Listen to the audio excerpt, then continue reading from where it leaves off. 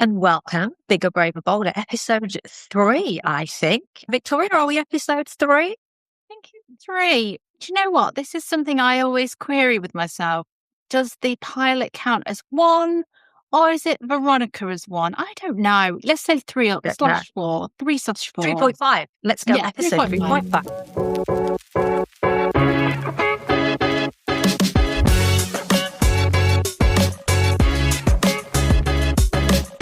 This is episode 3.5 of Bigger, Braver, Bolder. I'm in Sydney today. Vic is in the UK, in Yorkshire.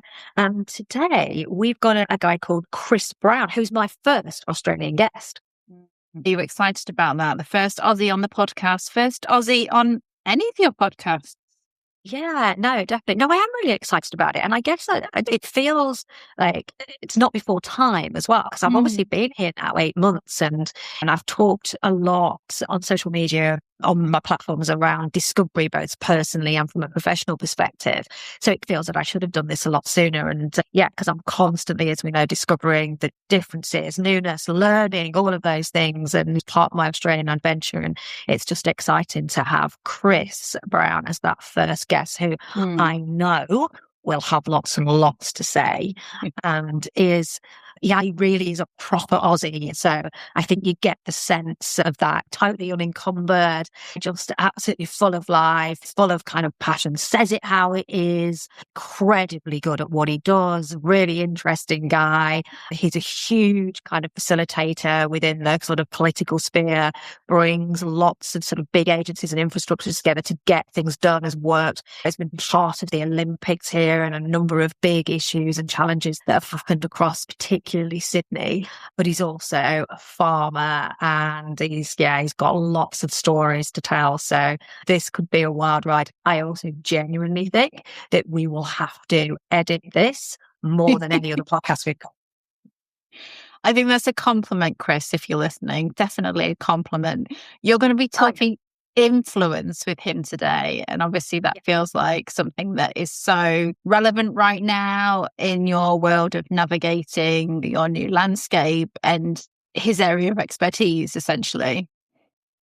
Yeah, definitely. And I think influence in today's parlance is quite an interesting word. I've always used influence in the work world of how you influence business, you influence your team, you influence outcomes, just to get that wider kind of influence as a leader, as a CEO is just so important. It's one of the biggest parts of you, whether that's internal, external.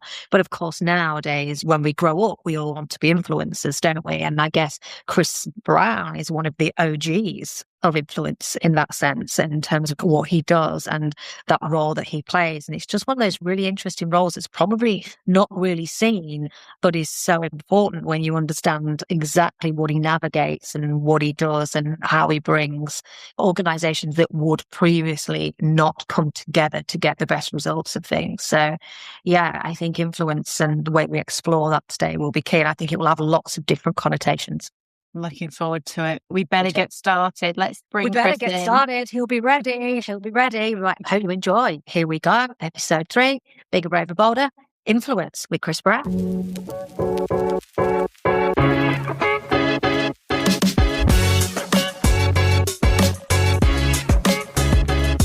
Hello, how are you? Good morning, Debbie. It's so good early in the morning to get that shock of magenta hair. It just sets the tone for the day. Thank you. Yeah, I can see your backdrop's amazing. I'd love a shot of any hair to set the tone for the day, but any colour you got, I'll take. Yeah, we've all got to have a little bit of brightness, but of course, where we are, we've got sunshine. The sunshine is good today. Yeah, all fine. Where are you today? Where are you today? We've got a family farm just a little south of Sydney, about an hour and a half south of Sydney, a place called the Southern Highlands. It's 9 a.m. here. I reckon I'm the only one on the podcast who has already this morning fed the pigs, moved the sheep, cut the sheep's toenails, and moved the cattle to different paddings. My days. Well, because first off, that just is blowing my mind. But you are my first Australian guest on my podcast, my Bigger, Braver, Bolder podcast. In all of my podcast series, you're certainly my first farmer. And you're certainly the first person I think I've ever known in the world who's cut sheep's toenails. So we're on to May 1st here already. Half my week in Sydney being a lobbyist facilitator, half the week being a farmer. It very much suits my undiagnosed but obvious ADHD that I can do 2 lives and 3 days on, 3 days off. And as I approach the ominous 60th birthday, it's giving me a glimpse of life beyond the frenetic corporate dealer to the more relaxed farmer and sheep toenail cutter. Love that. Love that. I think you need to change your profile. But your profile does say, so you are, and for everyone who's listening and watching us, you are Chris Brown. You describe yourself as father first, which I love, farmer second, and facilitator, which we will come on to in a second. However, that is doing you a massive disservice because you are a mover and shaker, are you not, Mr. Brown? And you are incredibly well connected. You have been part of some of the bigger projects in Sydney around transport, around housing, around health, Olympics, all of those things. You're incredibly well connected to government. So I am very privileged to have you as I say, my first Australian guest. We are both in Australia. I'm in Sydney. You are just outside of Sydney. I'm super thrilled. I know that we've started to get to know each other through our work networks, but thank you for joining me today. And I really want to explore a little bit more about you as an individual, but your insight and your influence, and obviously the sheep toenail cutting. We have to go further down the line with that. But so tell me, why do you describe yourself as father, farmer, and facilitator? And tell me a little bit about each of those to start with. I'm a new father again, so I have children that are 30, 25, and 9. I bigger, bolder, braver. The bravery is have another baby, a baby girl at 50, which has made me feel younger. And she smells a lot better than her brothers. It's better cuddles. She's higher maintenance, but it's a higher risk and reward profile, I've noticed. So I think being a dad to me is, and I'm always without a sense of pity. I've such love being a father, being a procreator, being a mentor. And the older I get, I'm getting better at it than I was first time around. My boys keep reminding me. But that is essentially, and I think it drives my thing in business too, that sense of family, of engagement, of fidelity to family, of intergenerational, doing things for the long term, doing them properly, doing things you'd be proud of. And I think a lot of that comes back to the pressure placed upon you as a father to be exemplar as much as you know us are, but as much as we can. The farmer's another new thing in life. I came to my wife and my wife now, been married for 12 years. She brought the drill to the relationship. I was very unhandy. I was a suburban middle-class boy who couldn't hammer a nail in, and I now make pig sheds and build fences and to learn on the job and get dirt under these. I've just cleaned the fingernails, had to race in from the pigs to clean the fingernails in time. So that sense of earthiness that is really important to me as a farmer, to make food for people to eat, to host, it's domestic facilitation now. And then lastly, I suppose 30, 40 years as a lobbyist, facilitator, a mover and shaker, as you say, a peddler of influence, all those things that are much decried.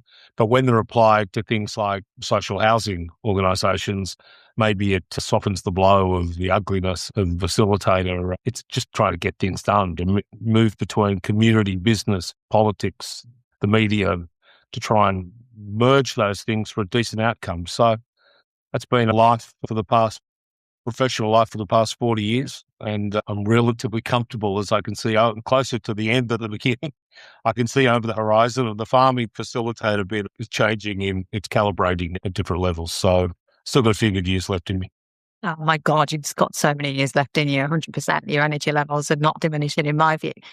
Where did all that start though? So where did this, because I mean, influencing now is a huge part of our cultural society, isn't it? Influencers. I was born into a political family. My father was a member of in Australia, the famous Bob Hawke cabinet, probably the greatest government the country's ever seen in the 1980s. He launched an industry. He was a Western Sydney MP. So from that came my current role as an advocate for Western Sydney. For some of your English viewers that have stayed loyal with you across the many ditches, the equivalent of Western Sydney is East London. And we run a fraternal relationship between the two regions, the wrong side of the tracks, the growth regions, the young multicultural enterprise zones that have always been looked down upon by their Eastern or Western equivalents. So he's an MP out of that area. Went to politics. My mother was a PR woman. It was the perfect background to PR and politics that I've wedged myself in the middle of the two. Never been brave enough to stand for elective office, but spent an entire life playing in politics, but one over and one back to campaign for others, to influence them, to get policy outcomes, without having to actually put yourself forward into the democratic challenge of elected office. So I think that background came from that, trying to use, and often it's been good fancy corporate clients subsidising me to be able to work also with clients on the other side of the tracks, the social policy work that we've really enjoyed, whether it's regional like Western Sydney, whether it's sectoral like social affordable housing, whether it's cultural like disability access and things that, so being able to bit Robin Hoodish, soak the rich, soak the big fancy rich clients who want to pay you to distort democracy and use that to try and improve democracy on the other side with some good causes. So it's been a blessed life in that way.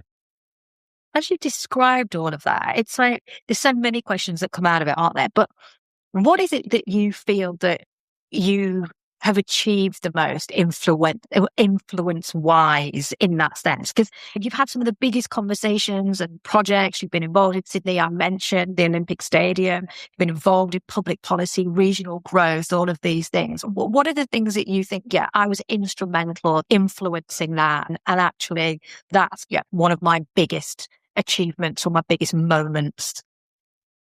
3 or 4. I should preface all of this, and not Robinson Crusoe here. I've always had great teams, great members, great boards, great staff, great assistants. The in advance apology of the hubris that comes, but things in which I've been involved collectively, we've done probably chronologically.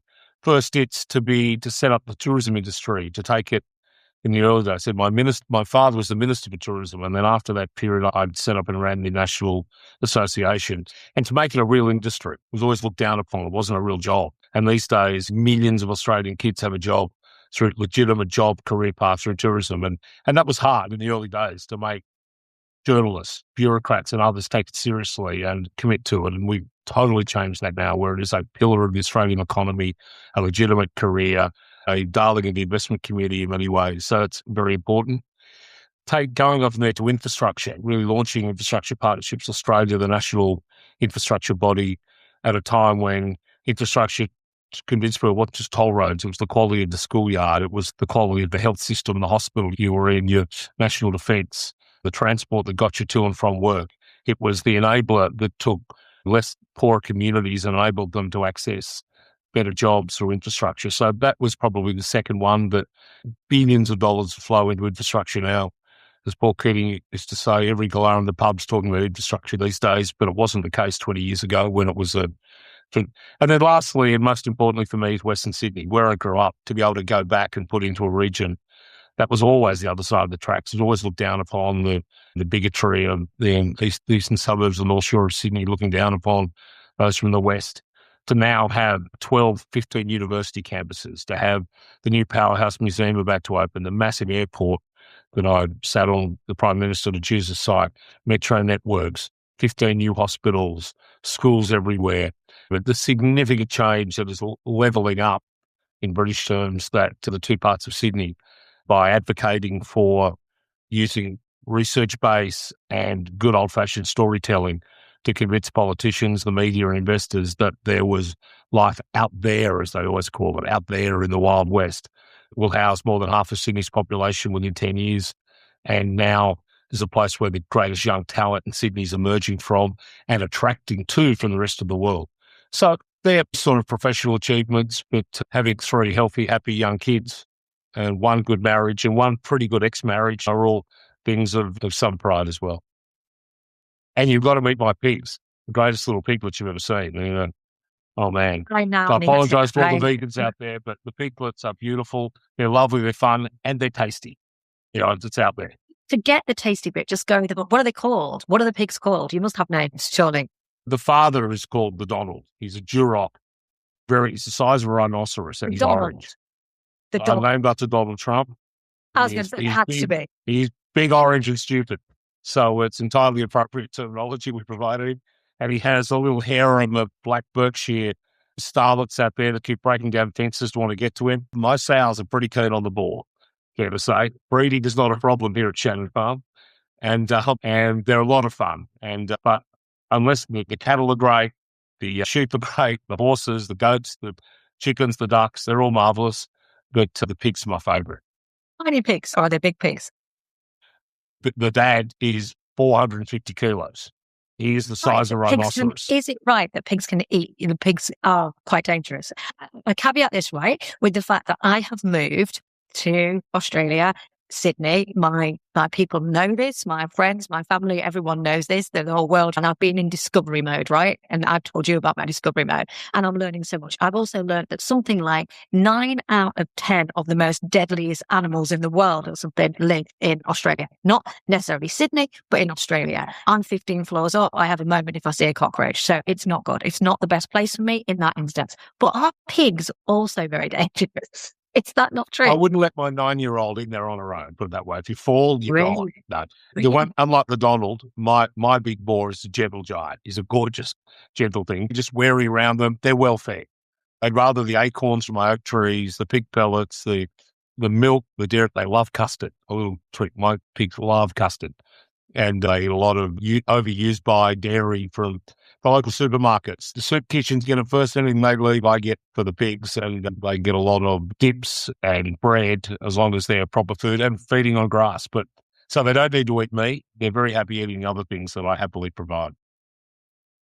But don't fall in there and leave yourself No, unconscious. don't fall with the pigs. God, I'm learning so much. Good news is they don't eat your teeth. They eat everything but the teeth. If it's Yeah, well, that's what I heard. But they'll still be able to identify me from my bad teeth. Behave. I did wonder whether this was all mythology, though, and this whole thing that pigs will eat everything but teeth. And why not, Tim? You're going to eat bone. Why would you not eat teeth? That does not make any sense, does it? If you are going to eat fingers and bones and femurs and tibias, why on earth would you not eat like tiny little pigs? Anyway, maybe that's for another time. Well, it's mythology, still mythology here because they haven't eaten any of that yet. So it's still mythology or proven otherwise at Shannon Farm. Yes, let's leave it at mythology. We do not need that happening, do we? But it's true that you cut the toenails off the sheep. Correct. And the pigs eat custard. That's true. That's not mythology. That's true. 100%. And they love acorns. Acorns are the most. I spend a lot of my day quietly picking acorns up off the ground from oak trees. Sadly, I don't have the oak trees over the pig pen. That would have been helpful. So the acorns would fall straight in, but they go spare for that. So look, it's all dealing with the pigs and the animals is all good training for dealing with politicians, particularly. So I was going to make someone's on fine line between farmer and facilitator. Except the animals tend to do more what I tell them to do than sometimes the politicians and bureaucrats. Then that's it's interesting, isn't it? Because that is, I don't know, if we were cutting you in half, so would you say now that there's half of you that kind of goes into these sort of highly political environments? And Australia, like in many countries at the moment, there's a kind of whole geopolitical sort of backdrop of different things that are going on right now. It feels to me, and you will know better than me, it feels to me it's not as turbulent as some other countries for sure. But nonetheless, we've had our own issues here recently, atrocities that Bondi, etc. There's lots of different things that are going on. There's lots of political issues with just the federal party, the kind of the opposition. There's just all challenges last week. So you've got all of that going on. Is that the left side of the left or the right side of your brain? And the other side of the brain, there's pigs and there's sheep and there's acorns and there's all this kind of calmness. And it's like, at what point did you in your life, what did that become a thing that there was almost these sort of two halves to, and then obviously there's the father that encompasses all of that. But at what point did it become a thing? And are you preferring one against the other now, do you think? They're not always separate too. I was speaking to the cabinet secretary last week. Said, "What's that noise?" I'm in the middle of a pig pen at the moment, discussing great public policy with the mobile phone. So there is a lot of merging as well. But I suppose over the last few years, I made my own transition from CEO to chair a little more. So giving a bit of room for my CEO and a couple of businesses. I run one private advisory, one the Industry Association for Western Sydney, and they both have CEOs, and you both got to give them room to go, and the old man descends to chairman-like status. So I need to fill in a day a little bit. I know me, and I know if I'm bored, I'll get restless and frustrated and things. And it's quite meditative. I tried yoga, really didn't work. Hanging out, sitting around the fire pit under the stars, or literally picking up acorns to feed pigs, or moving sheep around a paddock is incredibly meditative.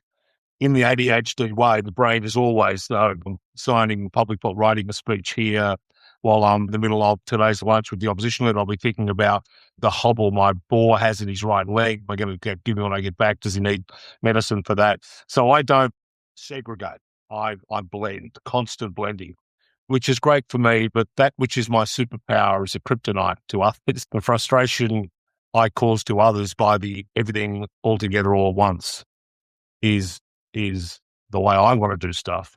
It can, with a bit of French, you can scare people who have to put up with that and go on their journey and follow me.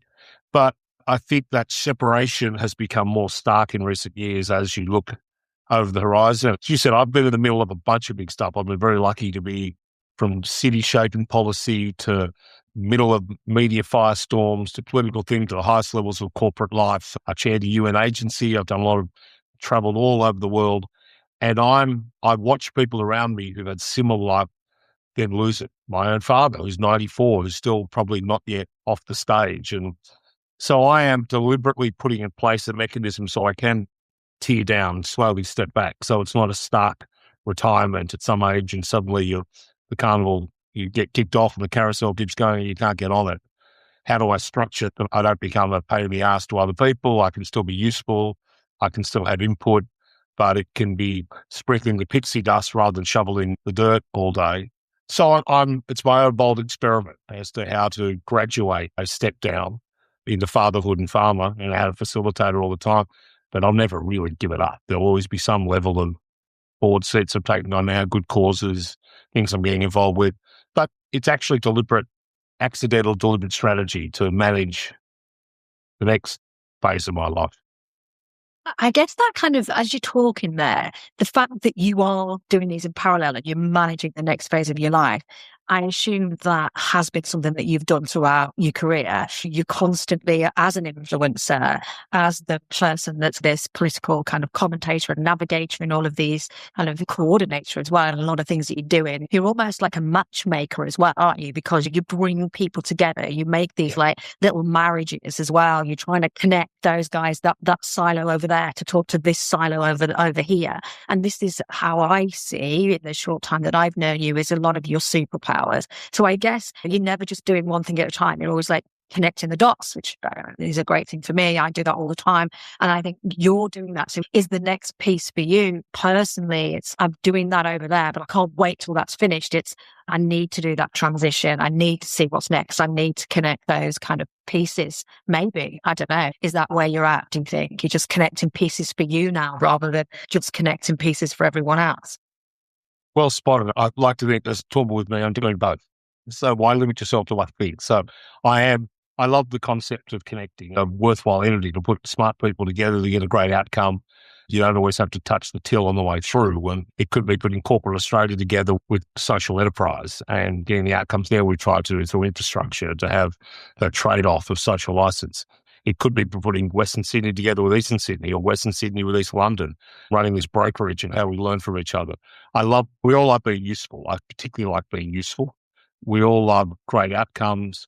I know I'm blessed to have a network that I could brazenly use just for commercial gain. I choose to use it for some commercial gain without a doubt, if only to cross-subsidise the social gain that I want out of it as well. Maybe it's growing up a Westie when you go to a dinner party and they'd say, so which school did you go to? And you say, oh, Burnside Public at Parramatta. I'm just going to get a drink. I'll be back soon. That instant sense of, oh, you're not one of the Hooray Henry Brigade. So always wanting to tilt at that windmill, in fact, knock that bloody windmill over and build a windmill over here gives you that edge to always wanting to use one to move to the other, a bit Robin Hood-esque without being too glorified about it, but take from one side, give to the other, try and level it up a little bit, make sure everybody gets a fair go. And I hope in the process being able to do it, here goes the camera. I hope in the process being able to do it with a decent social outcome and in a way that has an integrity that so many other people have give this sector a bad name. I'm fully aware. Trying to keep a decent reputation in a town full of lobbyists isn't easy because some of them have not been exemplar. And I only mean recent international examples, but even locally. I, for one, would have no corporate funding of politics. I think it's crazy. And yes, we buy influence. Yes, we make donations to influence people. Let's be honest about it. And yes, the parties take that money knowing they're selling a bit of their soul every time they do it. I, for one, am very proud to live in one of the few really good, strong democracies in the world. And as a taxpayer, I'm prepared to pay to ensure that. The government should pay for political party operations, not the taxpayer, not corporate Australia, not even trade unions. I strongly believe in that South Australia has championed because, yes, we're all trying to buy influence. We'd like to think as lobbyists we use good public policy now and networks rather than buying it. Plenty of people just paying their way in. It shouldn't be possible. It does distort the system. St George Community Housing can't afford to pay what BHP does to attend corporate gigs, roundtables with ministers and governments on both sides, or pay the ads to the media that buys good let's be honest, you're buying editorial coverage as well. Long gone are the days when straight media would feel us. I've been involved in plenty of campaigns where people are buying good editorial coverage. People that can buy industrial support. All those things are just a little bit wrong. We can be really proud of our democracy, but I think to level it up to bigger, braver, bolder, for me, my next crusade might simply be to go back to a truer democracy than one we have, one where you can literally, despite all the money, I think we're still pretty good. I think most politicians resist that, which is good. But there's a temptation there to sell good government, and I don't like that.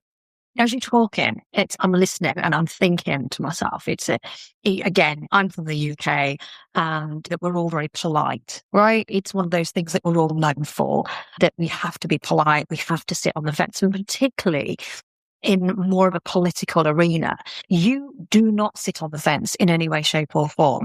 I have to also say, I'm finding this with Australia. When I listen to the news and things, it fascinates me that you'll have a politician who will go on TV, and forgive me, because I don't want to be culturally misappropriate here and say the language, do the accent and whatever, but you'll get a politician who'll go, "Good day, mate, it was a real schmozzle." And I think I can never imagine Keir Starmer in a million years going, "Mate, that was a schmozzle." And there was a guy the other day, he's from Adelaide, and he said, "My God," he goes, "it was like putting a frog in a bed." And I was like, I could never, ever imagine anybody doing that. So there is that difference in that context, which of course is fascinating to me.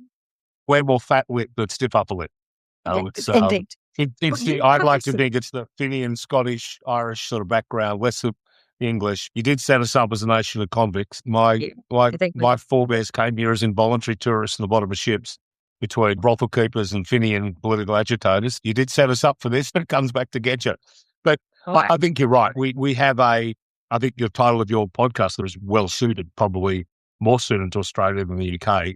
It's funny, I promised I wouldn't mention the Ashes, but there's this tradition where our favourite British cricketers are people like Beefy Botham and Darren Gough, and the guys who look like they have a go, not the sort of very polite official English cricketers, but the ones that sort of play like Aussies. We've always admired Freddie Flintoff.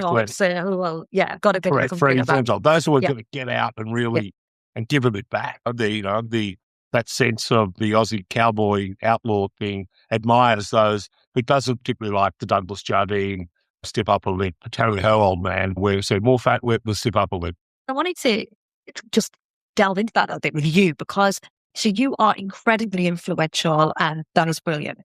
But you are also quite, you are controversial because you will say the stuff that you said. You have no bounds about it. You've already said how you feel very strongly about stuff. So my point is that, again, if you look at the UK, or even, I guess, probably assumption or interpretation be a facilitator role would be that you have to have this stance of kind of like almost sitting on the fence or being terribly polite, or I do feel this internally, which I'm not going to say it, sir, because I need to pull you together and it's all fair and love and war and all of this and it's all very balanced. You were not like that, yet you were an incredible influencer. So what's your trick?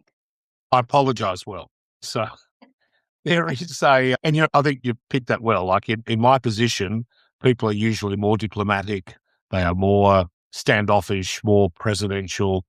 I tend to get in a muck. And again, I think it's the Westie in me. And the older I get, the less time I've got for too much nicety. I'm still a polite human being, but I don't think aggressive. But I just think people should be bolder. And I don't like polite semi-conversation. Say what you mean, you fool. What do you think? Get out there, go hard, get it done.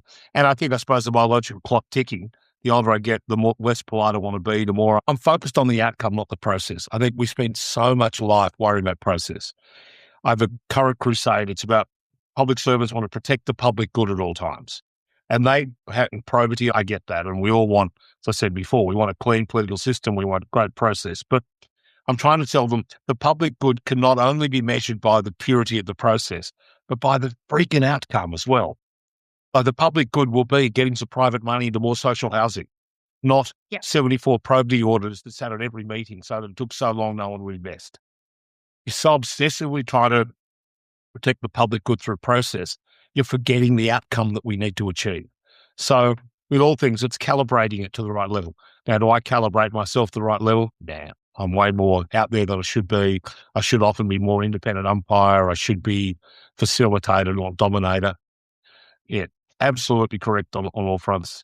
But I'm impatient more than anything. Impatient for good outcomes, impatient for a bit of fun, impatient for impact, not just process.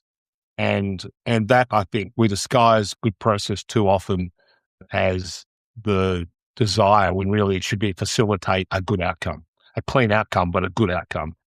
I don't know. I haven't balanced that stuff very well. If you picked it, and my staff would go, see, she's right. I have a CEO to be polite. I have a CEO to walk around and say, it's just the old man. That's the chairman's often a rant. Sometimes it's deliberate strategy. Let the old man loose and let him go in, or her, the CEOs go in and fix and tidy up, stick a Band-Aid on something. But because we are impatient good outcomes, because we represent important things like affordable housing, like Western Sydney, good infrastructure, health, and the things we want to achieve. So I'm frankly not prepared to be that polite. That it's too important to me. And I wouldn't know how to be. Have you ever been there? Was there a period, because let me just explain this. It's a funny thing. I've been having conversations with my team, and I'm building a new team here, and it's this importance of getting this balance of driving an organization that's absolutely full of purpose, but has commerciality, that has all these things, that brings their authentic self, all of these kind of like these pressures about how you be a great team. And there are times that you look at that and you think, okay, who do we want to be externally? Do we want to be this kind of absolutely outspoken advocate and influencer? What will get us the best results? What will get us the best outcome in the world that we inhabit? And I know that your world spans many different sort of sectors, but you know that I'm in the housing sector, and in the housing sector, again, there is this expectation that you be very polite, you be well behaved, and that you work very much with the different partner agencies, but we're all very polite, and we compete slightly, but we collaborate more, which is good, but that we've been polite. And what is going to get you the best results? So we're doing this as a team, and of course, I, like you, I've had my moments in my life where I've championed the cause and I've done the stuff, and then I realised, I guess, that later in life that I would probably have more influence if I channeled that, and I was less full-on crazy Deb and more focused, channeled, laser. And then there are other times that I am getting older too, and then I'm like, am I going back to the more, I get it, freaking hell, I don't care, I'm just going to do it, because what am I going to lose? I've learned this, I've done that. So do you think it's been that kind of thing for you too? Or do you think you've always been like this? Or do you react to what's happening externally or internally? Does that mean you dial up, dial down with your influence? Or is it just Chris is Chris, and you take me, you should find me, and I'm going to drive outcomes and just forget the freaking love you? I call it the buffet meter. I was trying to say, you sound like a buffet. Slow down, steady down. You work in the world with cabinet ministers and captains of industry. There's a level of respect. You run client base for 30, 40 years. You have to be able to be allowed out in public. So there is some degree of self-moderation. I probably had more of it early on as I was younger, had less permission slip than I have these days. So it's horses for courses. But without a doubt, it's probably grown as I've grown, got older, as you get more authority, you get away with more. As you get more frustrated and impatient, as you think you're coming toward the end, there's a bunch of things on the to-do list I haven't done yet, I haven't achieved yet. I'm going to get them done before I go. So the corporate bucket list, as you get closer, I'm impatient to get more of them done. And the more you've seen, the more you go back to good examples and bad examples in the past. Great governments I've known, some pretty crappy governments I've known. Great. I have at the moment, I think we have a dearth of great corporate leaders at the moment. I've been trying to give an award away for great corporate social leadership. And at the upper ends of Sydney business, it's literally hard to find people. Some of the titans we've had in the past, they've retreated to their own little pinstripe world where they only talk through their public affairs boss or through their association, don't have a view on anything, and don't have a civic contribution to make. And I think that is terrible. I think we're in a bad time of civic engagement. I think political and business leaders aren't working together to solve problems at the moment. They've gone tribal. They've really gone back in the hole and sent their emissaries out, or they've gone tribal. So maybe I feel I need to step into it more. Maybe I'm making up for others who I think are in retreat. I think that's probably the case. I also think there's responsibility of associations to speak for those who won't speak. and collectivise an argument. I can yell and scream about social affordable housing not being taken seriously because you've got to work with governments and corporates who have to fund your development. You've got to be more polite. I don't have to be. So I'll take on more responsibility, asked or not asked, on behalf of the collective to be the blood instrument that can get change, that can tell a story and allow the members or the clients to come in behind and benefit from that sort of baseball bat out front if needed. I think that is our responsibility. That's what people pay us for. Not just to be yell and scream and stomp our feet, to use everything at our disposal. One of the things is bold. One of the things is nuance. One of the things is impeccable timing or a great network or an event or patching people together. But it's always be storytelling, always been trying to advance the cause, always been trying to look for opportunity, always been trying to put networks together to exponentially grow, what we can do.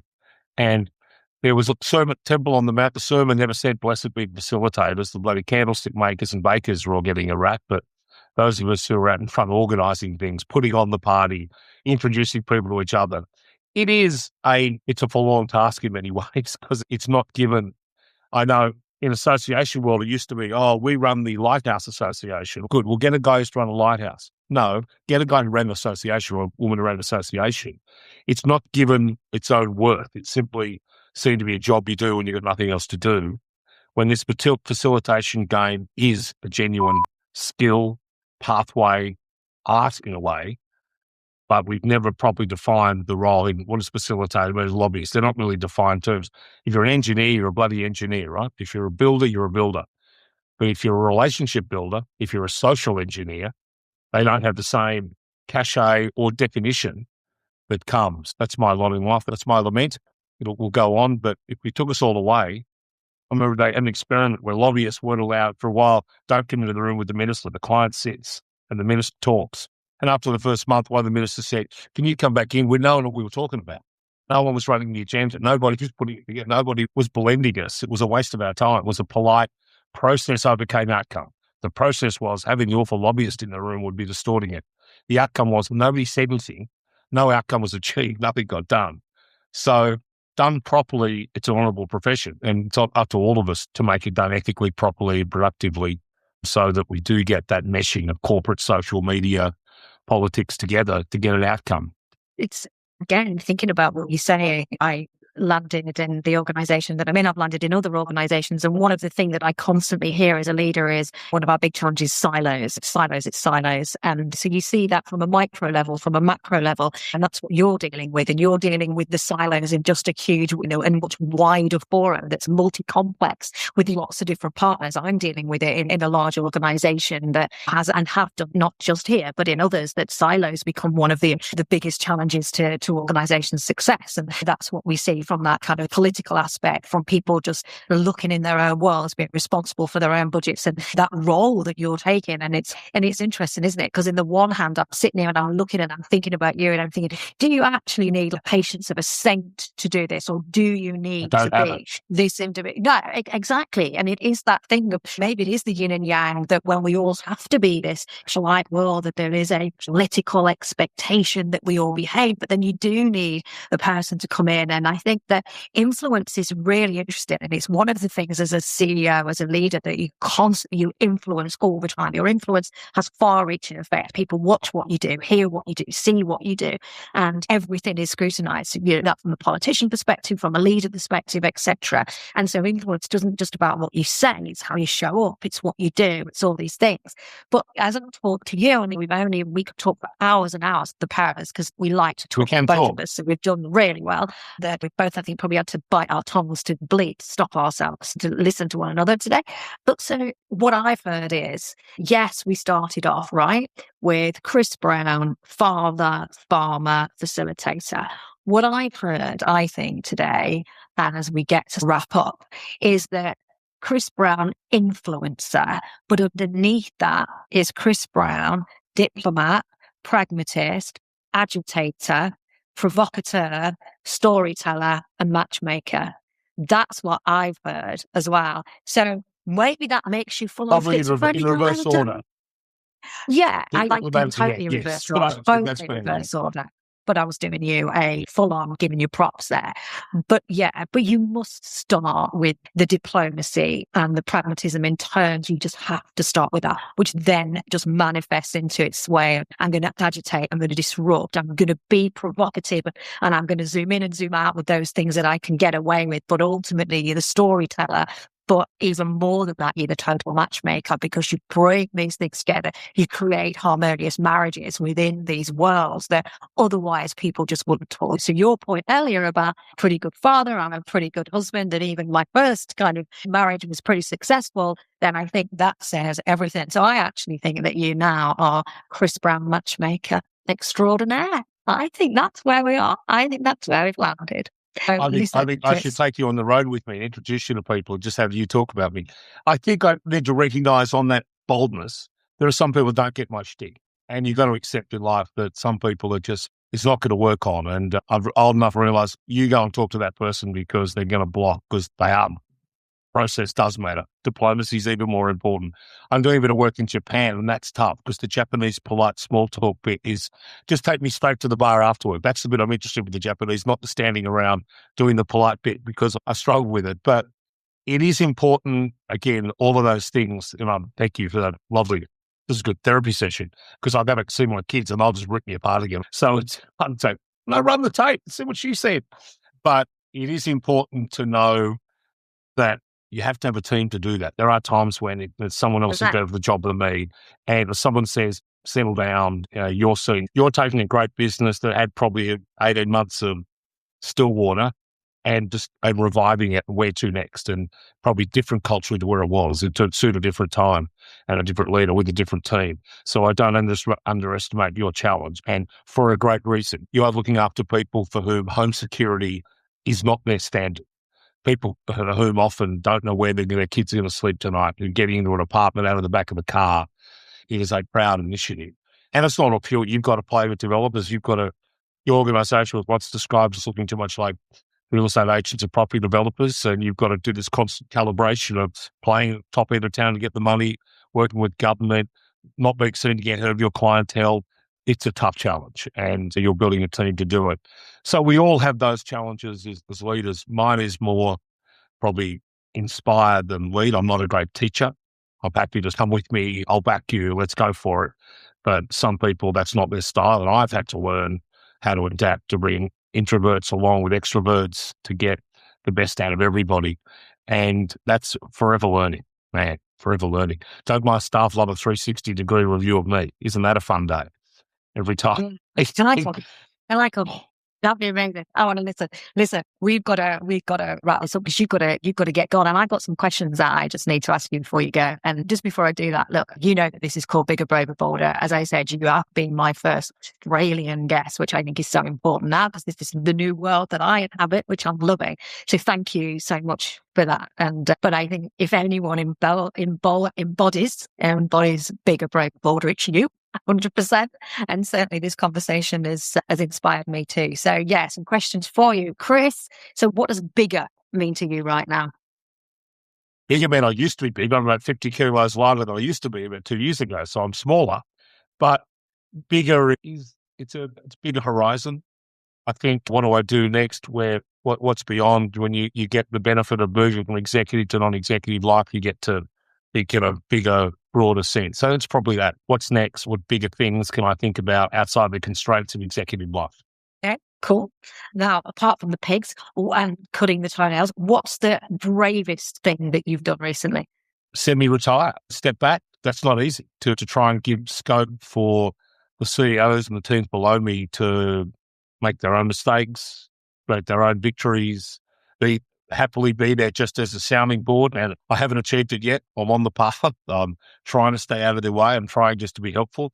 Same with, and I often bring father into my professional life. How would I raise my kids? And without being patronising, I've always seen staff as, in some ways, a family you're head of, and you've got to, with the family values, and bring it through. So I think that's the brave part, being not as upfront, not in the middle of everything. How do I find a new path that helps others achieve the sort of access I've had and make it better for them? And I'll be lying if I said that's always a problem. That's sometimes, I want to get back on the carousel, but staying brave to stay non-executive. And lastly, when do you feel at your boldest? On camera, in front of a microphone, on stage. I love public speaking. I love storytelling, whether it's sitting around the campfire at night with a glass of red and telling a story to my kids or my mates about something that I'm inspired about, or whether it's on stage in front of a microphone, on camera, on radio. I love radio. I love stories. I love live radio, just crafting a message, taking an audience with you, telling a story about whatever it is, whether it is housing challenge, whether it is reshaping cities, whether it is social cohesion or democratic reform or whatever, or whether it is simply a client story, whatever it is. Not be too high and mighty. Some of it's still just getting paid to do a job. But that's where I feel bold, when you let me loose, let me live, let me have fun, craft a message, influence people, change minds, that sort of stuff. It's always fun. Well, listen, Mr. Chris Brown, the ultimate raconteur, which was the bit I didn't add to the list, the ultimate raconteur. Thank you very much. It's been brilliant. And thank you for spending time talking to me on my podcast today. I'm proud to be the first Aussie. I'm more raccoon than raconteur, but to be stay bold and stay brave, Debbie, you are an incredible addition to the corporate and social environment in our city, and long may you reign.